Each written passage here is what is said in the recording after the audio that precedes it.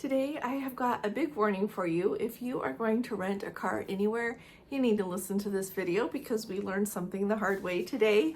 Also, we're going to talk about that Princess Loyalty Accelerator promo one more time. It seems like there are so many questions out there that I feel like we need to go over those.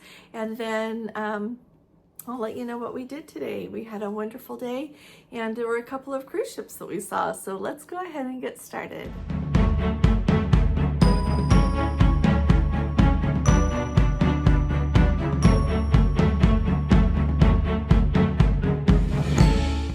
Hi there, this is Allison with Let's Go Travel Tips. Today is Saturday, it is June 22nd of 2024, and we're back here at Heathrow. We are at the Hilton Garden Inn, London Heathrow. Terminals 2 and 3 is the name of the hotel. We dropped off our rental car this evening, so I'm going to tell you all about that.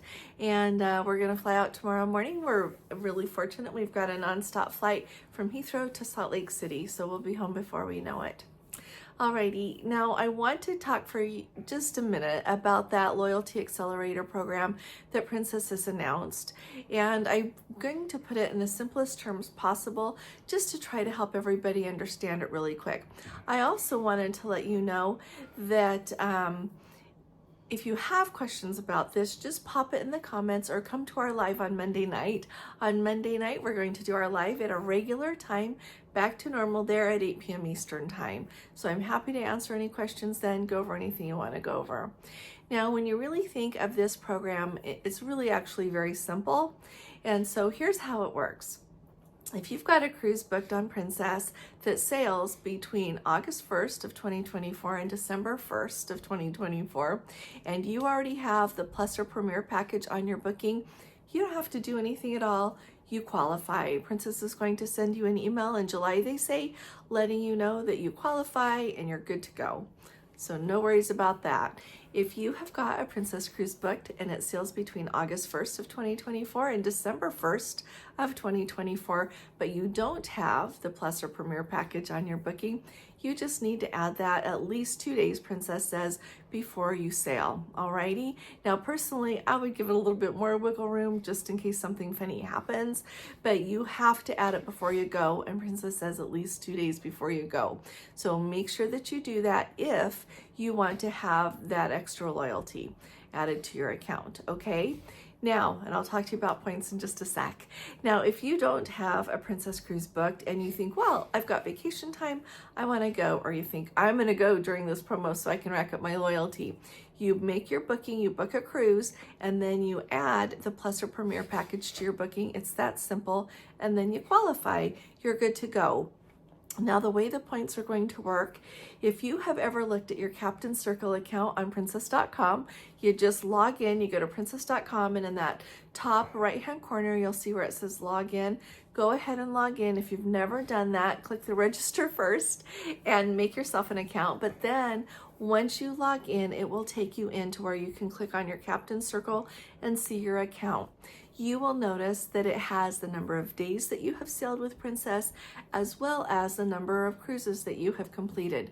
That's really important because there are two ways that Princess measures your loyalty, both by number of cruises completed and or number of days sailed. For example, to be elite, you have to sail either 15 cruises or 150 days. And so when you think about getting the double points, which is what this Loyalty Accelerator program is going to give you when you sail in that window of time, if you go on a 7-day cruise, you're going to have 14 days sailed added to your Captain Circle account. And instead of just having one cruise added, you're going to have 2 cruises added. Okay, so I see both sides of this actually. I see why it's really a great program. If you're wanting to, as a consumer, I guess there on Princess, if you're wanting to rack up your loyalty, this is the time to do it. Absolutely. And don't we all want to have loyalty status? At the same time, I get why people are upset who are elite and they think, oh, I don't want everybody else to be elite too because then it will kind of dilute my benefits. I get that. I see both sides of it. But put in the comments again if you haven't already what you think about that. So I hope this helps you all. Like I said, come to our live on Tuesday night. We're going to have a discussion about this because it's just fun to talk about, and I love your live feedback on it. Now, if you haven't subscribed to our channel yet, will you please go ahead and hit that subscribe button?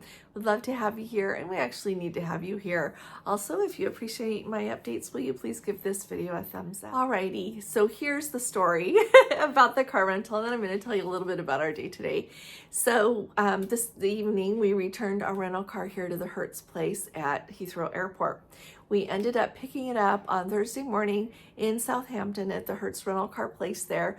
We've dropped off and picked up there before, and it works really smoothly, so smoothly. It works more smoothly to pick up a car or drop off a car in Southampton than it does at Heathrow. Just if you ever need to know that information, there it is. So this evening when we dropped it off, we pulled right in. We had already dropped our luggage off here at the hotel. And we hop out of the car, and the guy who was working immediately starts looking for something wrong. You could just tell he wasn't happy, and he was not mean, but almost. And so he is looking for something wrong with the car. So after looking for several minutes, he decides that there's a scratch on the wheel of the car. Not, you know how like the wheel is the middle part and then the tire goes around it.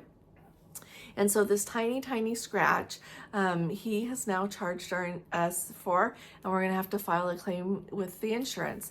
So for that teeny little scratch, which no way damaged the car in any way, doesn't even have proof that we did it, but we don't have proof that we didn't do it. It's 172 pounds and 50 pence. And so that's going to be added to the cost for renting the car. And then we'll have to submit it to our insurance, which we just use our American Express car rental insurance. To recover that. And so what I want you to know to do from now on is to really take photos of every square inch of the car close up. And I'm going to video it as well so that then I've got proof in spades that something was not, you know, my fault. And I will say that I don't mind paying for something when it's my fault. I think it's important to pay for something when we damage it. But when it's not our fault, then I'm not really crazy about paying for it.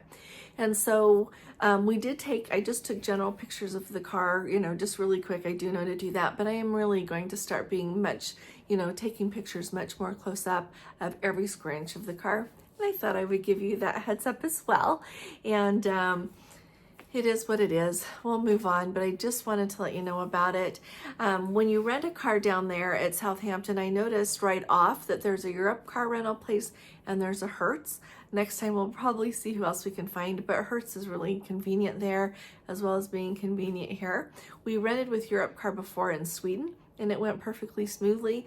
So who knows, we might give them a try again. So today we had a wonderful day. We got up early this morning, but Canterbury Cathedral there in Canterbury does not open until 9 o'clock. So we got there at about 8:45 and just walked around and took pictures and everything. And then we went in. So a tip for you is if you are going to go visit Canterbury Cathedral, do that same thing. Make sure you already buy your tickets. We had bought our tickets in advance and be there early because we noticed that as the morning wore on, by the time we were leaving around 10:30, 10:45, it was really getting crowded. And so it was really beautiful to be there in the morning. It's a beautiful, beautiful cathedral. It was quiet. And it was just perfect. We had a wonderful time. The Canterbury Cathedral is everything that I had in mind it would be. I've wanted to go there. I think it's when I was a sophomore or a junior, somewhere around there in high school. Our English literature teacher had us memorize the first 18 lines to the prologue to the Canterbury Tales in Middle English. And so it's part of it is still in my mind, but ever since that time I have wanted to go visit the Canterbury Cathedral, and so it was wonderful to get to be there today. So then when we finished, we drove over to Dover Castle, which driving from Canterbury there over to Dover Castle is like just 20 minutes. It's not a long ways at all. The Dover Castle is where you would think it would be. It is sitting there on the white cliffs of Dover. It's absolutely beautiful. And they also have the secret war tunnels. And so watch for our video about today when we get home and have time to edit.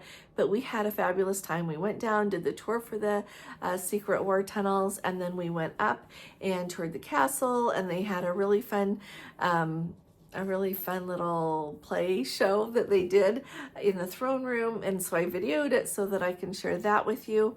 And then we ended up eating right down on the water in the harbor there. And the fun thing is that in port with us today, so when we were leaving is right when the cruise passengers were arriving there in Canterbury, and that was at about, like I said, 10:30, quarter to 11. And so Gordon asked them, and they are there on the Norwegian Jewel. And so we could see the ship there in the harbor. There was also a Costa ship there, as well as a P&O ship. The P&O ship left really early, maybe about 2-ish or so in the afternoon. And then the Norwegian Jewel left at about, we decided they had a sail away time of 4 o'clock, didn't we? Because we could see them go. And when we left, the Costa ship was still there. So like I said, we ate dinner right down on the water there on the harbor. Really good fish and chips place we can recommend to you. Had a wonderful day, and then we just drove back here to Heathrow to drop off the car and be ready to go home tomorrow. So I really, we had a wonderful time. We have had the best time on this trip. It's been everything that we have hoped for and more. Our Let's Go family members who came with us on the cruise were absolutely amazing. Everyone you all are just wonderful, and it's so special for Gordon and I to get to be together with you. We had some extra special Let's Go family members who had been with us on the Northern Lights cruise. They came back for this cruise, so it was special to be with them. But then those of you that came this time are now special too, because you just are. And so we just have had the best time. We had a really fun time before and after the cruise, seeing a sightseeing in London for the few days before, and then all of our travels since we got back off the ship. So let me know what questions you've got about anything, and I'll look forward to talking to you from our house again on Monday. Thanks for being here with me. I'll see you Monday, and I'll be talking to you all again really soon. You all take really good care. God bless you. Love you. Bye-bye.